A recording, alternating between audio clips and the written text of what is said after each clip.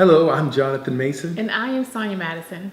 and welcome to Law Unfiltered, where we discuss current events and the legal issues surrounding those events. And Sonia, I'm leaning on you this week. You came up with some topics for us to What else discuss. is new, Jonathan? No, sometimes they're my ideas, sometimes they're yours, and sometimes they're obvious. But it's been a little while since we've done Right. some videos just because of schedules and things like that. But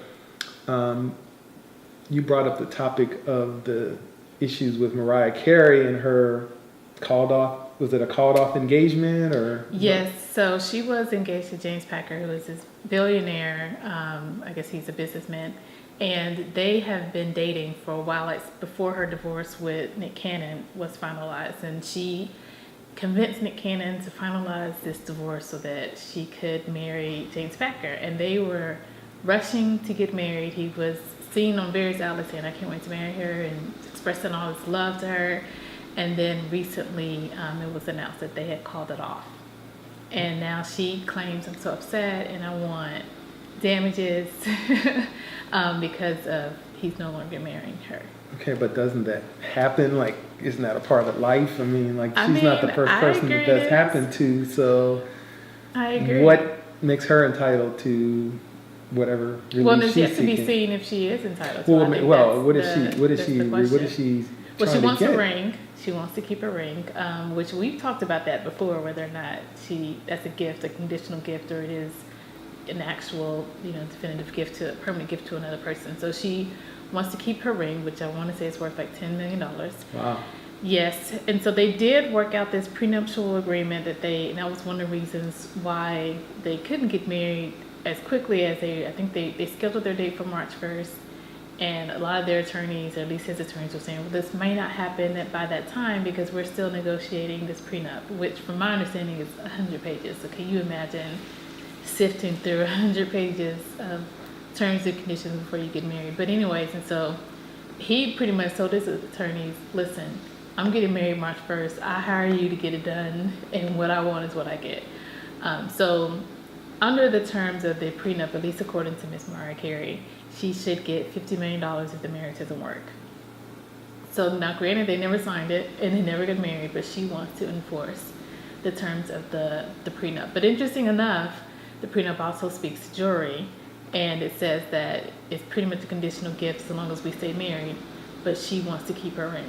So it's kind of like, well, you can't have it both ways. You can't enforce the prenup under one situation or another. But I mean, do you even think if she's relied on this prenup, or relied on this expectation that I'm going to at least be taken care of by the tune of $50 million, then you breaching this promise to marry me No, I don't agree with that. I mean, a prenup is, first of all, it's never been executed, and I mean, secondly, it contemplates a marriage. Now, if it's 110 pages, it probably has some provision in there that deals with the situation where you sign the prenup, but then you don't actually get married. Oh, really? I didn't know, because I've never really dealt too much with prenups. I'm thinking like you sign it and then you go get married. I didn't know if it spoke to, okay, in the event we don't get married, we don't have nuptials, then there is some provision to.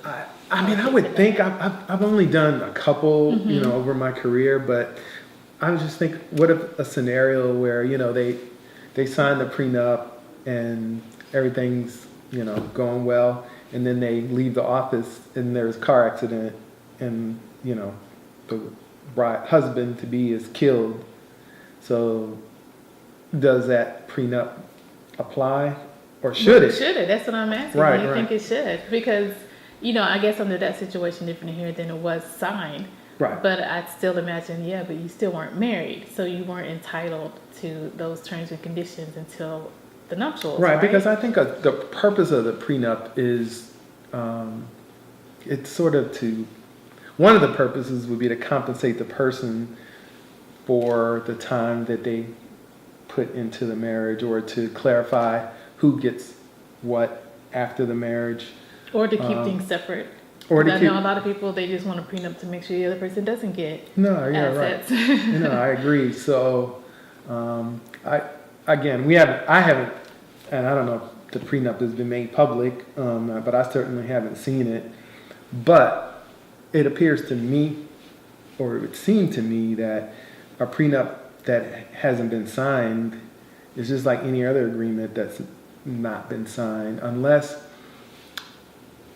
I suppose it could be argued in the state where they are, is because there have been instances where you have a contract and the parties don't sign that contract, but they've been acting in conformance with that contract, so maybe the court will apply the terms of the contract because the parties have been acting as if the contract has already been signed. But I'm not sure that would apply here. What I'm imagining, what her, at least her claim would be, isn't necessarily, I want to enforce the prenuptial agreement, but I want to enforce this breach of his promise not to marry me.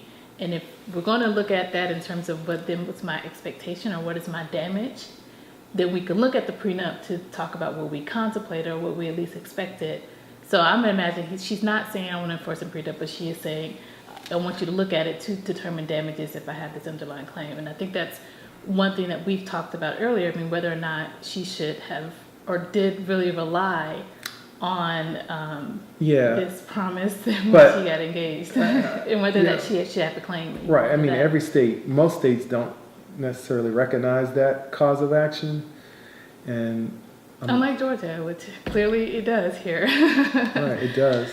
So, I don't know. I just feel like she's just also look at just whether I think some states just look at the law too, because I'd imagine every fact pattern is going to be different. There's probably going to be facts where, because here, even in Georgia, where they had this case back in 2008 where she did make a claim for breach of promise, and she was able to show, listen, I worked in Florida and then I moved to Georgia, took $30,000 pay cut, and so they kind of used that to determine her damage. But now, say she couldn't show an actual quantifiable damage because they didn't award her for, this emotional stress or all this other factors that some people could make the claim for.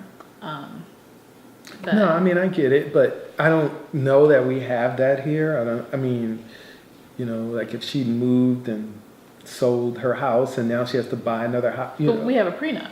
And I think that's what she's saying. Well, they don't have a prenup. They have a contemplated prenup that may or may not have been fully negotiated, but they don't have a valid and binding prenuptial agreement as far as I'm concerned. Right, but do you think they have something to show what she would have relied upon? Okay. Because to me, technically, when someone loses their job and they take that pay cut, I mean, automatically give them. But that's a different thing. I agree with I know you agree with that, but I'm saying, okay, you agree with it under the same premise that there was an actual damage here. Right. And she's saying, well, there's an actual damage here too. Just look at the prenup. I'm no longer getting this stuff.